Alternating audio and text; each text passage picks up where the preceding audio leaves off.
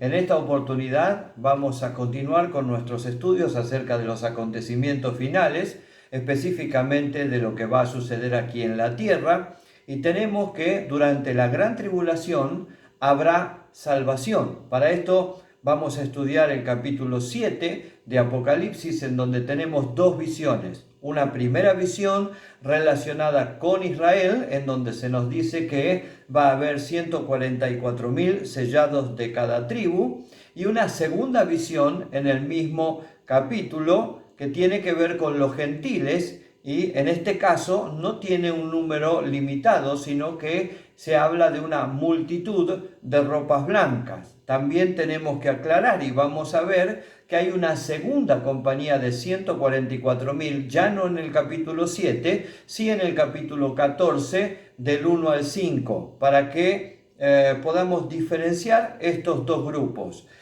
No es todo juicio en la gran tribulación, aquí hay bendición.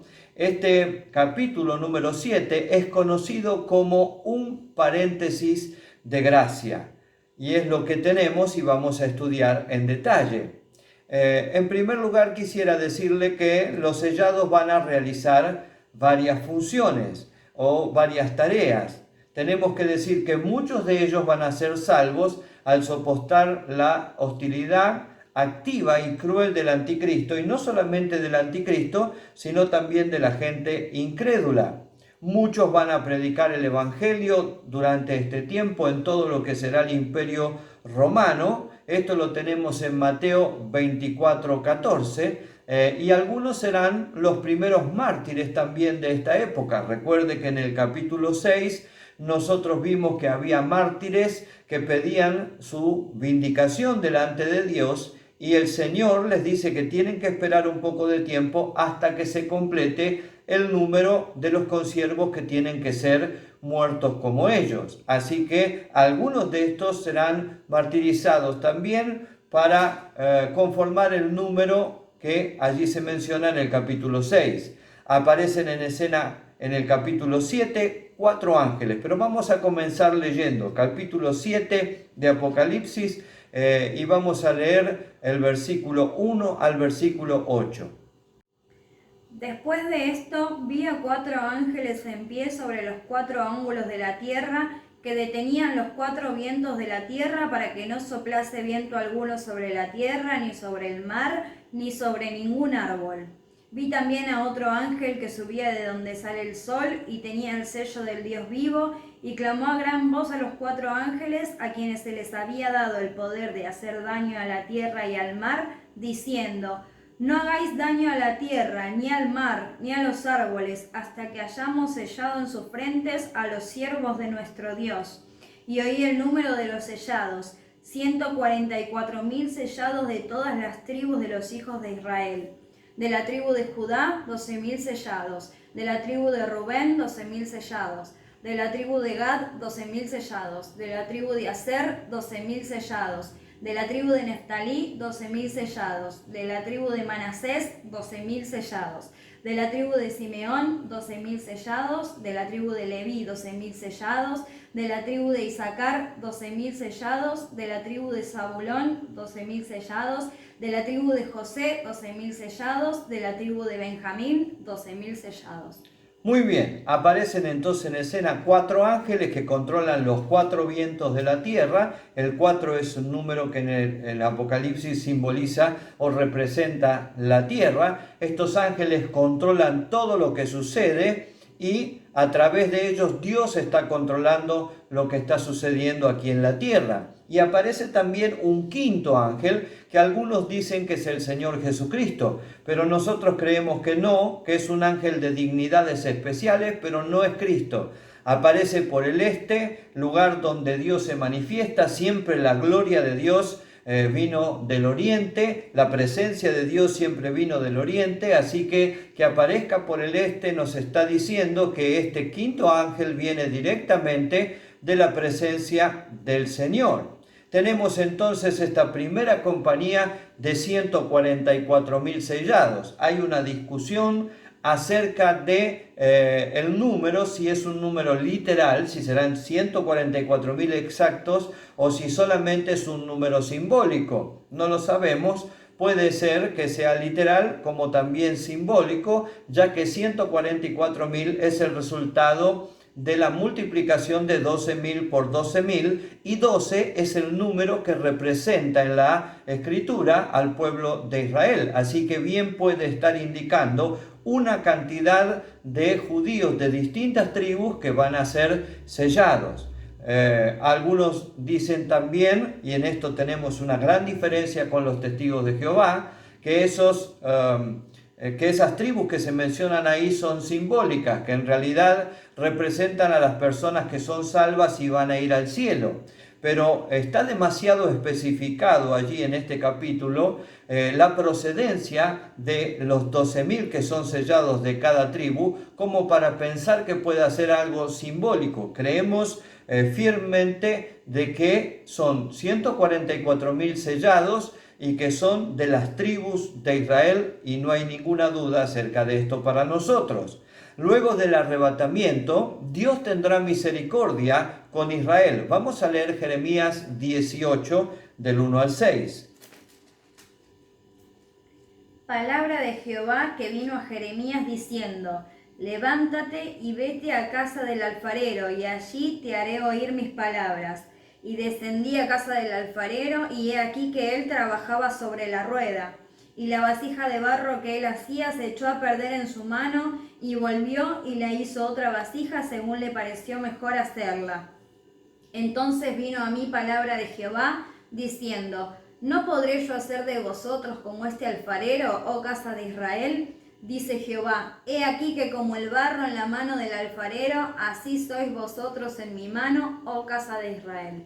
Generalmente los predicadores usamos este capítulo para hablar acerca de restauración, pero más allá de la restauración, lo que aquí se nos está hablando es de un cambio de planes de Dios para con su pueblo, porque se nos dice que no desechó el barro, Israel, pero que hace otra vasija, no hace la misma vasija, es decir, tiene para con Israel otro propósito, otro uso que le va a dar en la historia. Y creemos que ese uso será que estos 144.000 tendrán que predicar el Evangelio durante la gran tribulación y también posteriormente durante el milenio. Recuerde que Isaías nos profetiza que de Sión saldrá la ley y la palabra de Dios de Jerusalén.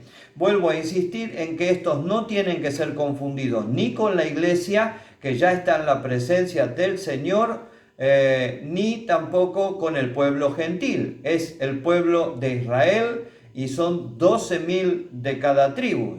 Serán sellados para predicar el Evangelio, como decíamos recién, y serán sellados para pasar a través de la gran tribulación sin daño, para que el enemigo no los extermine, porque el deseo del enemigo es exterminar a Israel, pero son sellados para que el enemigo no los pueda exterminar. Tienen un sello que los distingue, según este capítulo 7 que hemos leído, y el sello es siervos de nuestro Dios, ¿sí? Son protegidos de todas las atrocidades y de la persecución del enemigo y son sellados con el nombre de nuestro Dios. Siervos de nuestro Dios es el sello.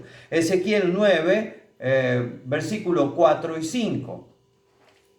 Y le dijo Jehová: Pasa por en medio de la ciudad, por en medio de Jerusalén, y ponles una señal en la frente a los hombres que gimen y que claman a causa de todas las abominaciones que se hacen en medio de ella.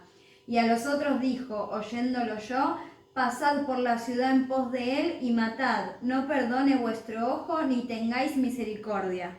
Según lo que nos dice Ezequiel aquí, estos tienen que haber creído en el Señor Jesucristo porque son personas piadosas, por eso son sellados para cumplir con esta misión especial. No son del grueso del pueblo de Israel, sino que son del pueblo de Israel, un remanente sellado para una misión específica.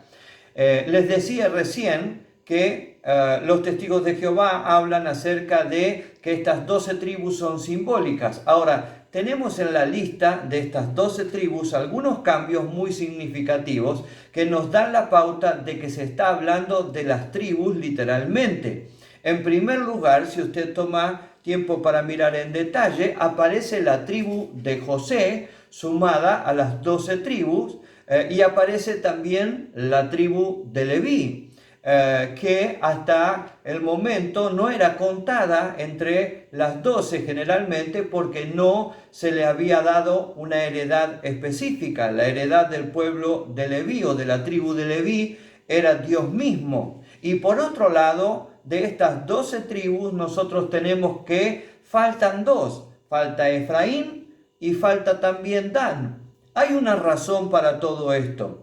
¿Por qué se incluye a José? José había sido dado por muerto, pero ahora que ha sido recuperado, Dios lo incluye en la lista. ¿Sí? Génesis 48 del 1 al 6. Y sucedió después de estas cosas que dijeron a José: He aquí tu padre está enfermo. Y él tomó consigo a sus dos hijos, Manasés y Efraín. Y se le hizo saber a Jacob diciendo: He aquí tu hijo José viene a ti. Entonces se esforzó Israel y se sentó sobre la cama y dijo a José: El Dios omnipotente me apareció en luz en la tierra de Canaán y me bendijo. Y me dijo: He aquí yo te haré crecer y te multiplicaré y te pondré por estirpe de naciones y daré esta tierra a tu descendencia después de ti por heredad perpetua.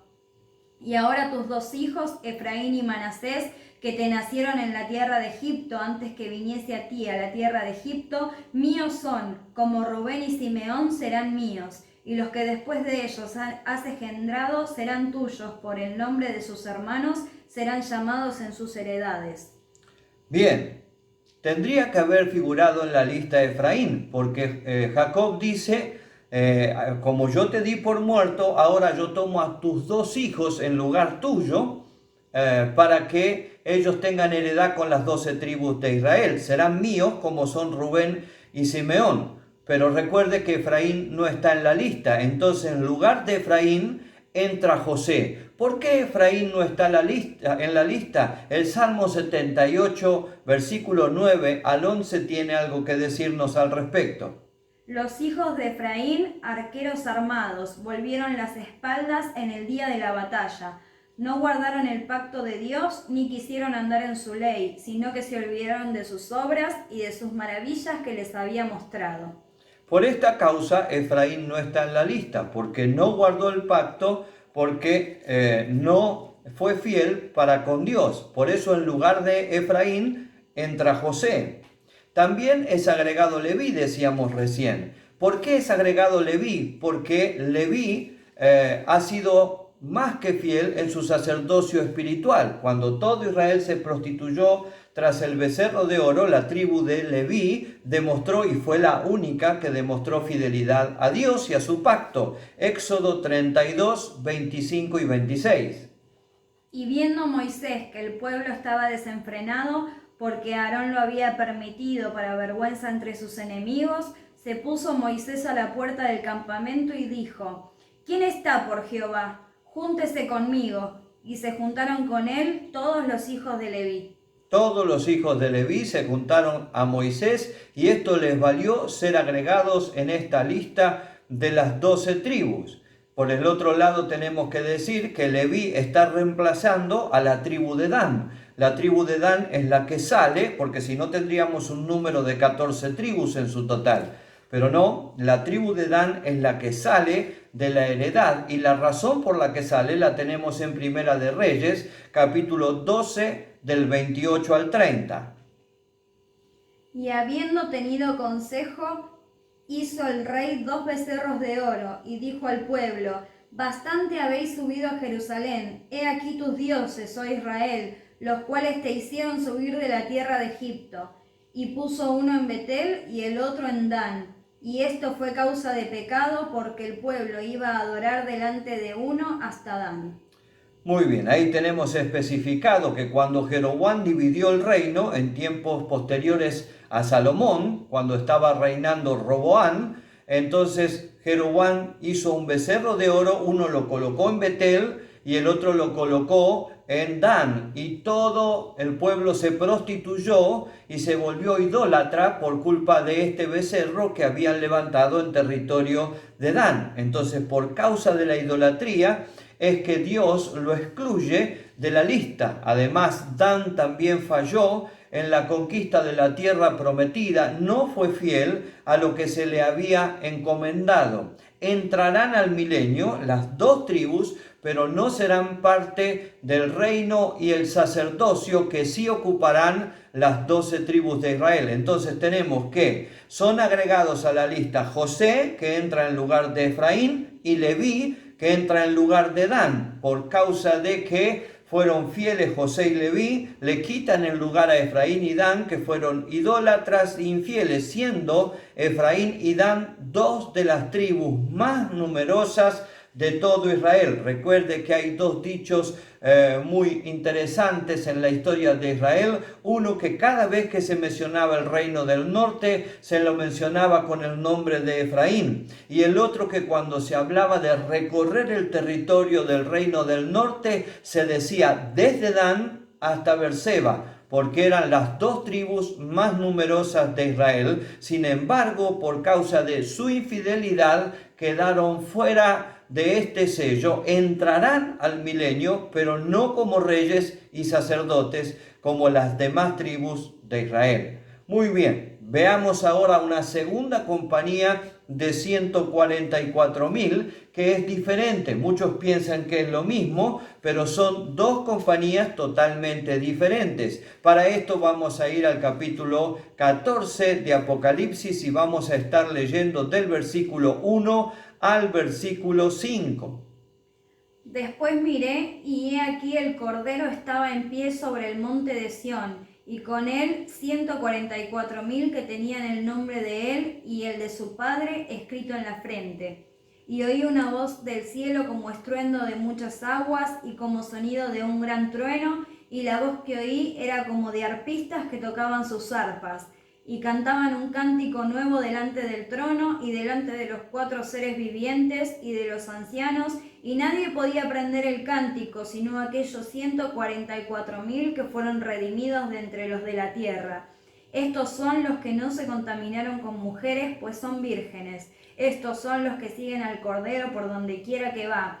Estos fueron redimidos de entre los hombres como primicias para Dios y para el Cordero, y en sus bocas no fue hallada mentira, pues son sin mancha delante del trono de Dios. Para que quede claro, veamos algunas diferencias entre las dos compañías, para que veamos que son dos compañías bien distinguidas. En primer lugar, estos son sellados para reinar en el cielo con Cristo y con la iglesia, como primicia de la cosecha final.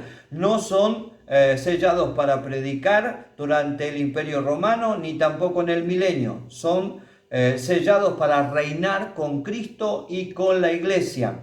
En segundo lugar, son las primicias de una gran cosecha para Dios. Esta es una escena encantadora que nos muestra que estos santos que serán puestos en posición de reino estarán junto a Cristo y estarán adorándole, porque están cantando allí acompañados por un coro, por una orquesta, mejor dicho, de arpas, que será maravilloso poder disfrutar, poder escuchar. Todo el cielo hizo silencio para escuchar el canto de estos 144.000. Estos son solamente del monte de Sión, a diferencia de los otros que son 12.000 de cada tribu. Estos son exclusivamente del monte de Sión, o sea que pertenecen a la tribu de Judá. La tribu de Judá tiene aquí una bendición especial dada por Dios por ser la tribu a la que perteneció el Señor Jesucristo. Son adoradores felices que están en la presencia del Señor, que se han mantenido firmes con los derechos de Dios, con los derechos del Cordero.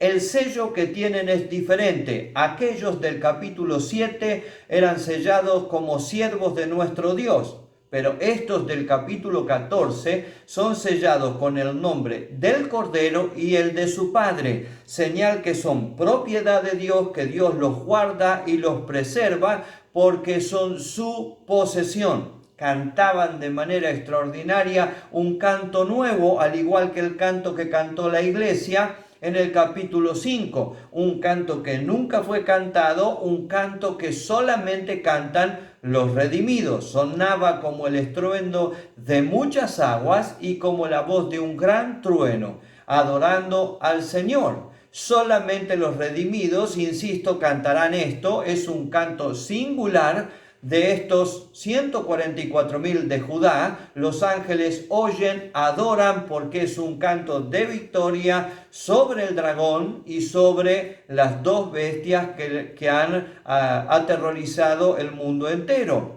Son santos, a diferencia de los otros que no se nos habla de su condición, si solamente creemos que han creído en Jesucristo con anterioridad. Estos son santos y tienen un testimonio de victoria. Como Daniel, no se han contaminado con el sistema. Se nos describe la vida y el testimonio de estos victoriosos de Judá, que soportaron una horrible prueba, el acecho de la peor corrupción, la peor idolatría, la peor blasfemia y la irreverencia y más grande iniquidad que se haya desarrollado en la historia de la humanidad. Pero al igual que la iglesia de Sardis, no se contaminaron. Dice la Escritura que eran vírgenes, en contraste con la iglesia apóstata. No tiene que ver con una cuestión sexual en la palabra virginidad aquí, sino que tiene que ver con una cuestión de pureza espiritual. No se han prostituido, no se han ido tras el dinero, han mantenido el mensaje del Señor intacto, tal cual como lo han recibido. Algunos dicen que serán solo varones, otros dicen que serán solo niños. La Escritura no aclara absolutamente la cuestión de edad o de sexo. Solo sabemos que son unos 144.000 de la tribu de Judá, del monte de Sión, santos y vírgenes espiritualmente para Dios. Veamos algunos versículos con respecto a lo que significa la virginidad o lo que es haberse entregado como una ramera, como la palabra de Dios lo explica, como lo presenta. Isaías 1:21, el primero de ellos. ¿Cómo te has convertido en ramera, oh ciudad fiel?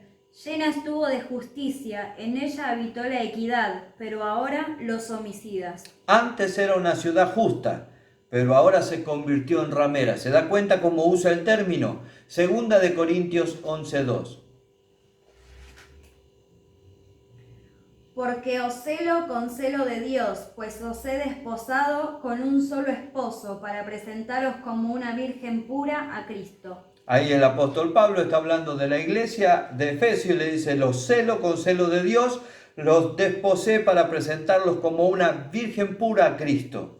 Y por último tenemos Mateo 25 del 1 al 13, que es el relato de las 10 vírgenes, 5 prudentes y 5 insensatas. Recuerda la historia: aquellas vírgenes prudentes entraron a la fiesta de bodas, las insensatas quedaron fuera. Sigue al Cordero estos 144.000 por todo el lugar. La obediencia de ellos es absoluta, por eso su recompensa es reinar con Cristo. Son sinceros, son sin manchas y son veraz en su palabra, algo que Dios ama, porque Él es la verdad. Son veraces en su palabra y en sus hechos, reconocidos por Dios por el temor que tienen y por la fidelidad con la que se han conducido. Esto en cuanto a la compañía de 144.000 del capítulo 14, distinta completamente a la del capítulo 7. En contraste con estos 144.000, en el capítulo 7, un número acotado del pueblo de Israel, tenemos una multitud que se salva en la gran tribulación. Para esto vamos a leer el capítulo 7 nuevamente, pero ahora continuando a partir del versículo 9 al 17. Después de esto miré, y he aquí una gran multitud, la cual nadie podía contar, de todas naciones y tribus y pueblos y lenguas, que estaban delante del trono y en la presencia del Cordero, vestidos de ropas blancas y con palmas en las manos, y clamaban a gran voz diciendo: La salvación pertenece a nuestro Dios, que está sentado en el trono, y al Cordero. Y todos los ángeles estaban en pie alrededor del trono y de los ancianos y de los 4 seres vivientes, y se postraron sobre sus rostros delante del trono y adoraron a Dios diciendo: Amén. La bendición y la gloria y la sabiduría y la acción de gracias y la honra y el poder y la fortaleza sean a nuestro Dios por los siglos de los siglos. Amén. Entonces uno de los ancianos habló diciéndome: Estos que están vestidos de ropas blancas, ¿quiénes son y de dónde han venido? Yo le dije: Señor, tú lo sabes. Y él me dijo: Estos son los que han salido de la gran tribulación y han lavado sus ropas y las han emblanquecido en la sangre del Cordero. Por esto están delante del trono de Dios y le sirven día y noche en su templo, y el que está sentado sobre el trono extenderá su tabernáculo sobre ellos. Ya no tendrán hambre ni sed, y el sol no caerá más sobre ellos, ni calor alguno, porque el Cordero que está en medio del trono los pastoreará y los guiará a fuentes de agua de vida, y Dios enjugará toda lágrima de los ojos de ellos.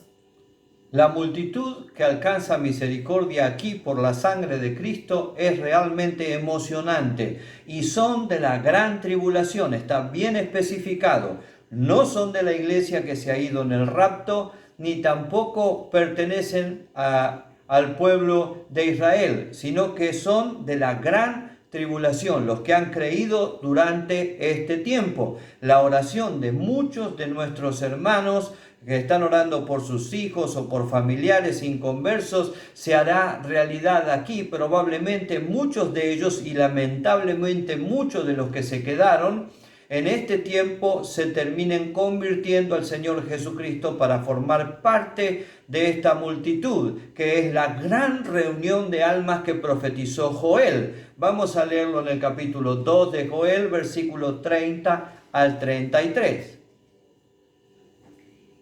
Y daré prodigios en el cielo y en la tierra, sangre y fuego y columnas de humo. El sol se convertirá en tinieblas y la luna en sangre, antes que venga el día grande y espantoso de Jehová.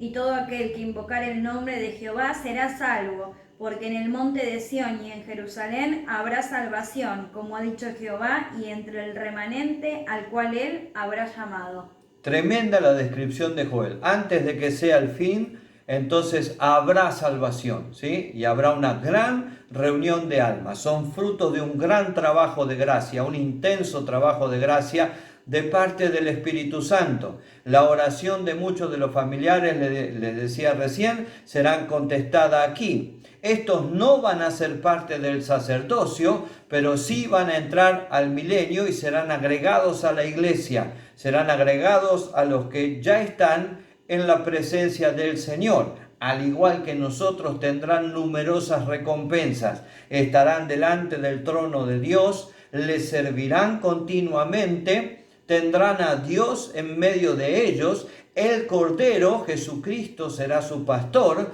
Dios enjugará toda lágrima de sus ojos, lo que habla de una consolación total para ellos que han sufrido terriblemente en la gran tribulación. Descansarán de sus obras, de su sacrificio y de su trabajo, serán alabados por su trabajo y estarán en pie sobre el mar de vidrio con arpas de Dios, adorando al Señor, siendo agregados a la iglesia del Señor Jesucristo. Qué bueno que es el Señor, ¿verdad? Entonces tenemos 144.000 del capítulo 7 que son de las tribus de Israel. Tenemos cambios ahí, 2 tribus que entran y 2 tribus que salen. Por el otro lado tenemos otra compañía de 144.000, estos exclusivamente de Judá, del monte de Sión, sellados para ser propiedad de Dios, verdaderos adoradores. Y en contraste con este número simbólico pero acotado de Israel, una gran multitud alcanza salvación en la gran tribulación por la gracia del Señor Jesucristo. Por eso nosotros creemos personalmente que el Espíritu Santo no va a ser quitado de la tierra, porque es imposible que haya salvación sin la obra del Espíritu Santo. Muy bien, si Dios quiere, la semana próxima vamos a estar viendo la batalla del Armagedón, una batalla de características singulares. No olvide que si quiere el material, tiene que solicitarlo por mail a pastor.oscarcasiato@hotmail.com y se lo vamos a enviar. También no olvide de suscribirse a nuestro canal, porque de esa manera nos bendice para que podamos continuar con el ministerio de la enseñanza. Que el Señor le bendiga.